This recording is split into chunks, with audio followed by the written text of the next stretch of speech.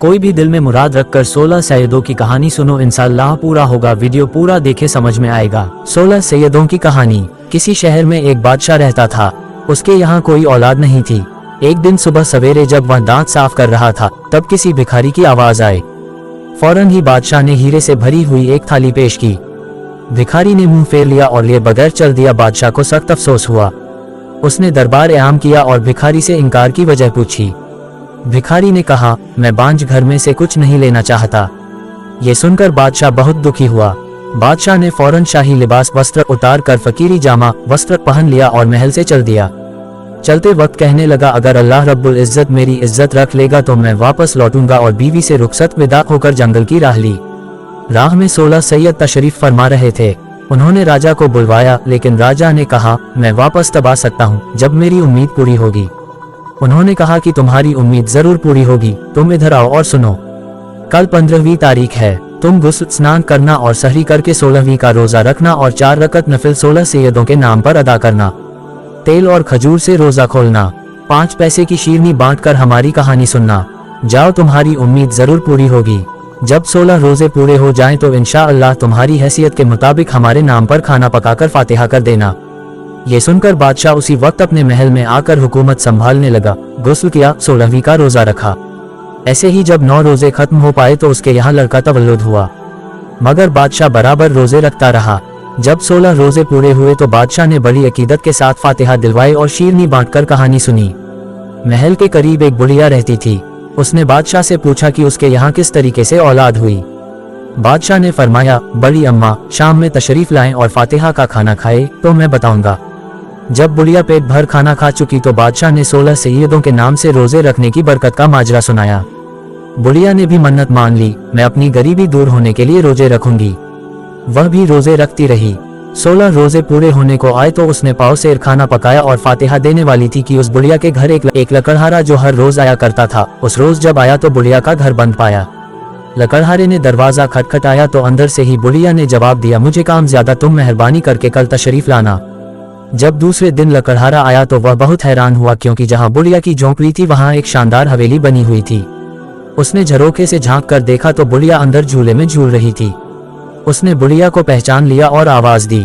बुढ़िया ने भी उसे देखते ही पहचान लिया और अंदर बुलाया तो लकड़हारे ने पूछा, बड़ी अम्मा क्या मैं पूछ सकता हूँ कि आपको इतनी दौलत किस तरह हाथ आए। बुढ़िया ने फरमाया, ये सब 16 सैयदों के नाम पर 16 रोजे रखने की बरकत है। हमारे राजा के यहाँ उनके ही तुफैल से खुदा ने औलाद अता फरमाई।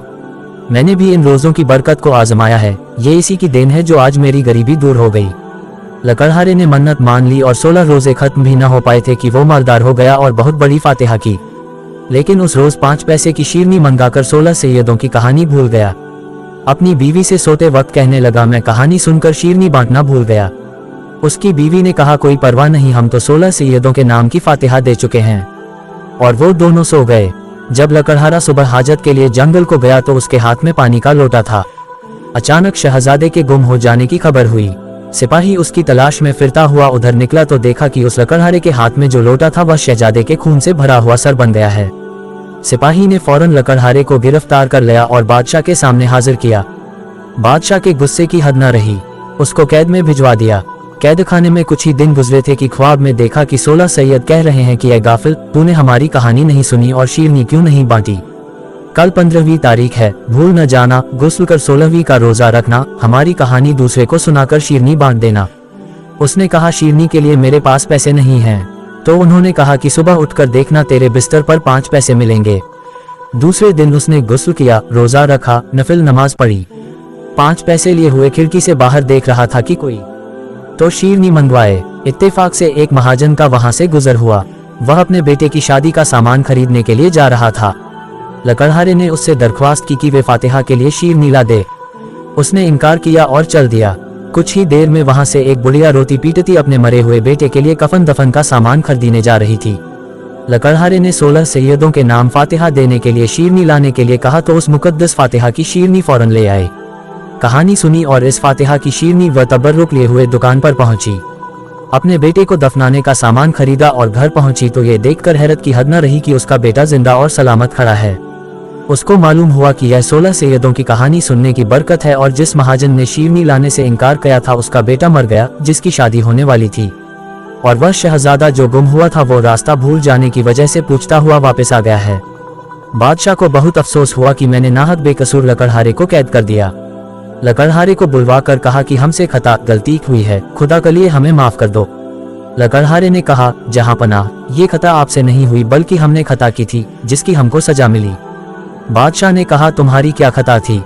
लकड़हारे ने कहा, 16 सैयदों की कहानी सुनकर शीरनी न बांटने का अजाब हम पर नाजिल हुआ था। बादशाह ने भी मन्नत मांग ली। लकड़हारा अपने घर जाकर ऐश व आराम की जिंदगी बसर करने लगा। बस है अजीजों, जो कोई सही हाजत रखता हो वह 16 सैयदों की कहानी सुनाकर शीरनी बांटे। खुदा के फजलों करम से तुफैल हजरत मोहम्मद सल्लल्लाहु अलैहि वसल्लम की बरकत से अपनी मुराद को पाएंगे। आमीन या रब्बल आलमीन। एक बार अल्लाह लिख दो साहब, एक बार छोटे थोड़ी हो जाएंगे। इस वीडियो को शेयर करो अपने हर फ्रेंड के साथ, क्या पता अल्लाह के नाम को शेयर करने से आपकी बख्शीश हो जाए, क्योंकि वह हर चीज पर कादिर है।